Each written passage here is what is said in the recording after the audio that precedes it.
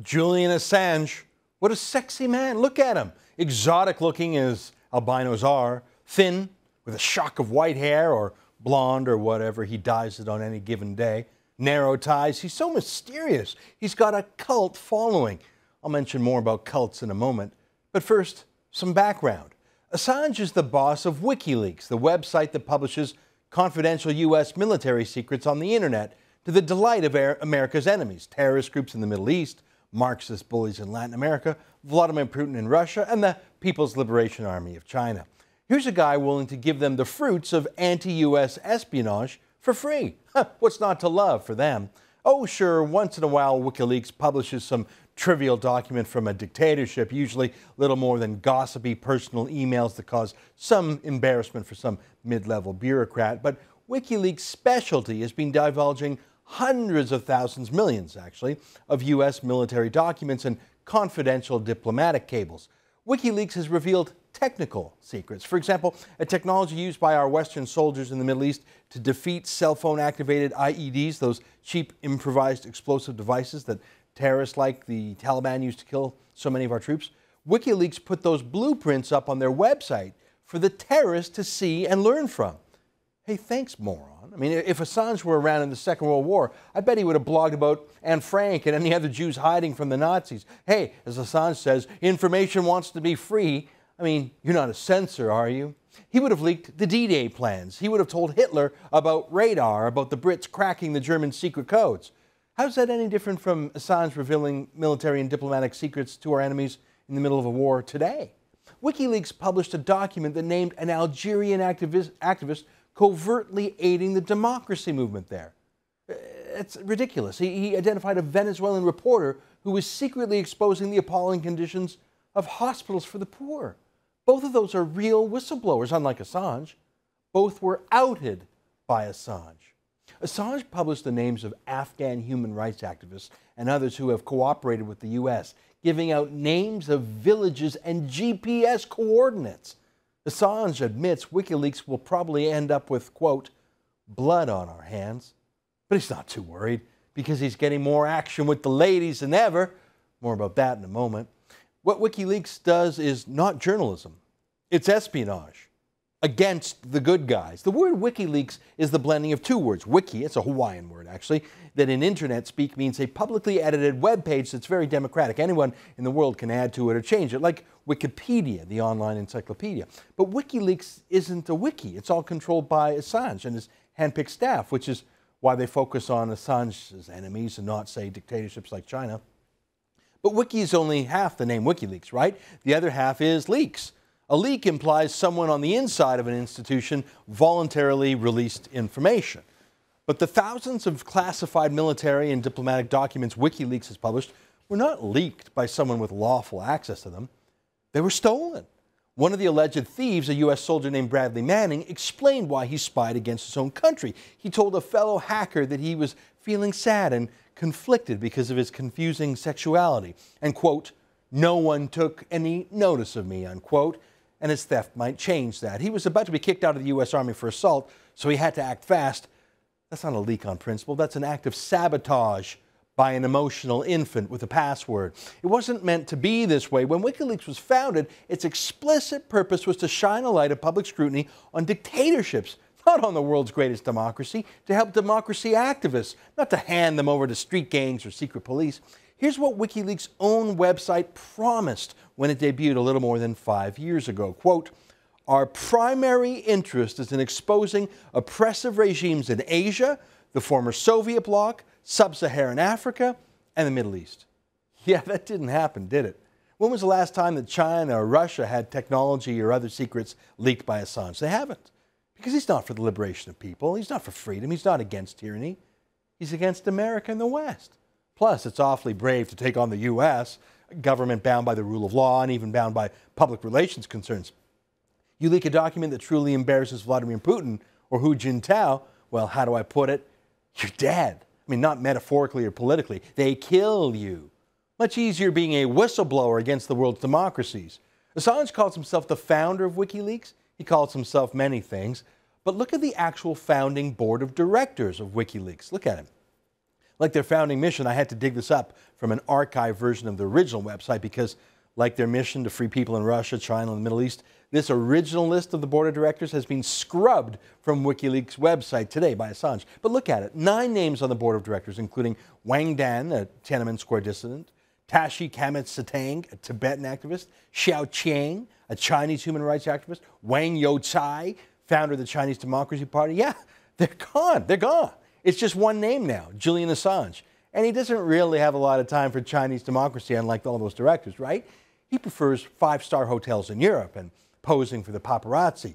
They don't really have a lot of those in China where the press isn't free, not a lot of 5-star hotels out of the big cities. They could use a WikiLeaks over there in China, but Assange has other plans, and his plans focus on cyber warfare against the West. Notice the crossover, though, between Occupy Wall Street, that crowd, and the so-called anonymous crowd, the ones who wear the Guy Fawkes masks. They're the anti-Western, anti-capitalist anarchists, computer hackers and destroyers. Very courageous they are, secret, hiding their faces. Now, you'd need to be secretive and hide your face if you were to take on Vladimir Putin or Mahmoud Ahmadinejad or Hu Jintao, because they'd kill you if they knew who you were. But Assange, well, he loves publicity. He loves his face on the camera. He loves the celebrity of taking on the West. My point about his allies and supporters, though, is like him, they only see the evil in our own Western liberal democracies. There was no Occupy Moscow or Occupy Beijing movement. Occupy Beijing was tried in 1989. It was called Tiananmen Square. It didn't end well, which is why Assange ignored the rest of his WikiLeaks board and decided to go for fun and profit by attacking America and its allies. We really could use a group of hackers like Anonymous hacking into the Iranian nuclear program, trying to stop it, for example. But Assange and his friends don't really have a beef with them, plus they're dangerous. Who is Assange anyways? Well, one of his online names, a nickname he gave himself, is the name Mendax, which is Latin for liar. Why would he name himself liar? Who would do that? Well, a liar would. Someone who has no ethics and is actually proud of that. A sociopath is what we call such a person. He's always been weird, this Assange. He's never been a democracy activist his whole life. His parents were traveling entertainers in Australia. When Assange was 8, his mother remarried a member of a cult called The Family, infamous for abusing children with psychiatric medication. When that relationship crumbled for her, Assange's mother took him into hiding for 5 years. She boasts that she moved her son 37 times before he was 14 years old. No wonder he's so screwed up. Assange became a computer hacker. He was actually convicted of the crime of hacking into Nortel. So combine a rootless, screwed up, possibly abused megalomaniac with anti-American ambitions and a fawning media, and you're bound for trouble. Not just the kind of trouble that gets men killed in Afghanistan and Algeria, but the kind of trouble that maybe gets women raped, too. That's what Anna Arden says happened to her. She says Assange forced himself on her. Now, she was a fan of his, swept up in his celebrity and the mystique. She believed the hype. She hated America, too, and she wanted to get personal with Assange. But she didn't want to be raped, and she claims he raped her. Now, Swedish police issued an arrest warrant against Assange. He claims the sex was consensual, but the Swedish prosecutor says Assange refuses to present himself for interrogation. It's that charge, not any charge of treason, that has Julian Assange on the run today. He's not faced any prosecution for his espionage. Only Bradley Manning has so far. Why would Assange avoid Sweden, a liberal democracy with the rule of law and a lenient criminal justice system? He wants to shift the subject back to him and his important anti-American work. Pay no attention to the weeping woman in Sweden. Let's talk about Dick Cheney. Yeah. You'd think the rape charges, and just as much as fleeing from them rather than meeting them in court, would cause Assange's supporters to abandon him. Yeah, not so much. For some liberal women, a rape charge can be overlooked if the accused rapist is left-wing enough. The Toronto Star's Heather Malik, as a rabid feminist, as rabid as any that ever existed, trivialized the rape accusations, saying that Assange's accuser is just mad that he, quote, didn't phone her after she slept with him. Here's what you do with a guy like that, she wrote.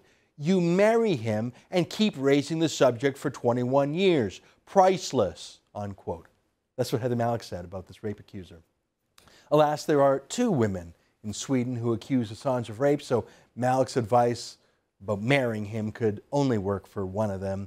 Naomi Wolf, a leading U.S. feminist, has also put her anti-war beliefs ahead of her own feminism. She says the rape charges against Assange are the work of, quote, international dating police. Did you get that?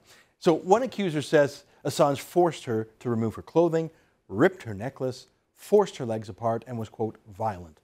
She thought he tore his condom on purpose and refused to get an AIDS test when she demanded one. The second woman said she woke up in the morning to find Assange having unprotected sex with her. She, too, demanded an AIDS test. Assange refused. Now, Wolf made her dismissive remarks before these police reports were publicized, but Malik doesn't have that excuse. Oh, and it's not just fringe leftists like them. Here's Leah McLaren of the Globe and Mail. Quote, Julian Assange is strangely sexy in person. Not sexy in a silkily charming sort of way, but prickly, evil genius sexy. Can you believe this? It's fascinating to see who stands by Julian Assange despite the rape allegations and his refusal to go to Sweden to face the women who accuse him of rape. But it's even more fascinating to see the countries who are stepping in to help Julian Assange out, to help him escape even the liberal justice of Sweden. We've got someone who's been revealing U.S. military and diplomatic secrets to our enemies for half a decade. He's never been assassinated or even charged with espionage or theft or treason. The opposite. He's been turned into a folk hero by the anti-war, anti-American, pro-Taliban left. That's why he hasn't been assassinated. If he had been true to WikiLeaks' founding principles, going after Iran and Egypt and Russia and China, he probably would have been killed by now. But then he wouldn't have had the celebrity and all the sex with the groupies. I mean, you can just hear him in your mind, baby, I'm being hunted by the CIA. They might even be watching us right now. Tonight might be my last night I'm even alive. Don't let me die without kissing me. If you hate this awful war in Iraq, prove it to me tonight in our bedroom. Sorry, that's crass, but according to Anna Arden and other women, he's better. That's pretty much his pickup line. Julian Assange isn't in any real danger, but it sure helps that albino get chicks, doesn't it? Too bad he's such a brute about it. According to his two Swedish accusers, he raped them. And instead of fighting the charges in court or even submitting to a police interview, he fled. And that doesn't make Western liberals love him any less. As Heather Malik of the Toronto Star says, the real thing to do is to marry a guy like that. Easy, desperate cougar, down girl, down girl. So Assange fled to the UK, where they actually have the rule of law.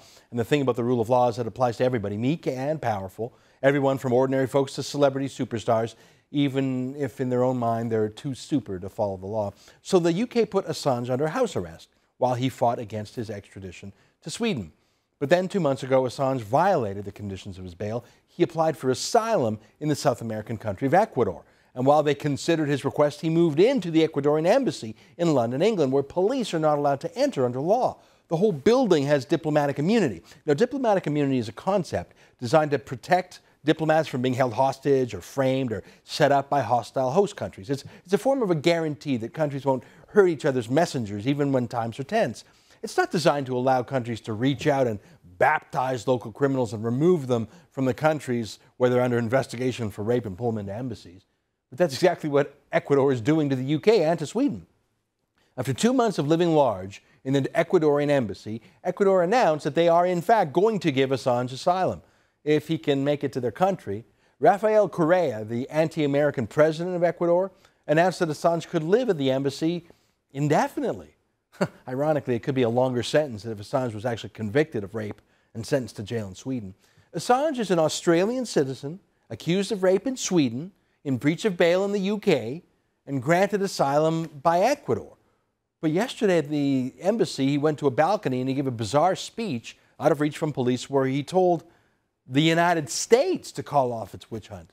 Yeah, nice try. If the U.S. had wanted to prosecute Assange, they would have, they could have. He loves traipsing around the world, including the U.S. itself. They could sue him or they could kill him, as President Obama does from time to time using drones or U.S. military. They just haven't. But the U.S. makes a handy distractor from the two claims of rape against him made by decidedly anti-American women.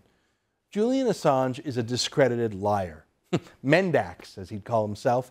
He's not against the war. He's on the other side of it. He's an accused rapist. He's an unrepentant endangerer of true human rights activists and whistleblowers around the world. It wouldn't shock me in the least if he was also a rapist, as these women claim. Maybe one day we'll find out. But one thing we don't need to wait to find out is who supports Assange today, in 2012, after 5 years of WikiLeaks. Not the world's democracy activists, not the world's true liberals, but the world's most vicious dictators, terrorists, and bullies. Take Ecuador. Why Ecuador? He's rapidly anti-American, expelling the president of Ecuador, expelled a U.S. base there, and then expelled the U.S. ambassador, and then went to war against his own people. The president of Ecuador, Correa, he muzzles Ecuador's press if they're critical of him. He threw in jail one poor soul who dared to criticize him. Ecuador's leading ally these days is none other than the Islamic Republic of Iran, led by Mahmoud Ahmadinejad. That's the country that thinks it's in their national interest to protect Assange. Pretty telling, don't you think? Oh, and one more thing. While Assange was under house arrest in the United Kingdom, he was invited to host a TV show, not by the BBC or even by Al Jazeera, but by a TV station set up by Vladimir Putin called Russia Today, or RT. It's called the Russian Government Front by Reporters Without Borders. It's propaganda. This propaganda outfit gave Assange a TV show because Putin loves his work. Putin wants to support it and spread it. Stop and think how far that is from what WikiLeaks promised 5 years ago. They used to be a group of anti-dictatorship dissidents who specifically promised to take on the ex-Soviet regimes, including Putin's Russia. Now their celebrity boss hosts a show on a Putin TV front. Oh, and his first guest? Hassan Nasrallah, the head of the terrorist organization Hezbollah. Assange also interviewed Moazzam Begg, who trained with Al-Qaeda. Oh, and he also interviewed Rafael Correa of Ecuador, too. That's WikiLeaks. That's Julian Assange. That's the hero of the left. That's the lover boy of the media, who Heather Malik wishes she could marry, no matter what those finicky women in Sweden say. Nah, WikiLeaks sounds noble and high-tech. It's nothing more than a front for dictators and thugs, and a personal vehicle for a man fleeing 2 rape accusations. Liberals have a habit of ignoring vile crimes committed by one of their own, don't they? Like Roman Polanski, the liberal filmmaker who drugged and then raped a 13-year-old girl in California, but then fled to Europe to avoid justice. Polanski still wins awards in Hollywood today. He's still a celebrity today. Liberals love him today, even though he's a vile rapist. I don't know if Assange is a rapist, but I do know that even if he is, left-wingers in the media will love him all the same.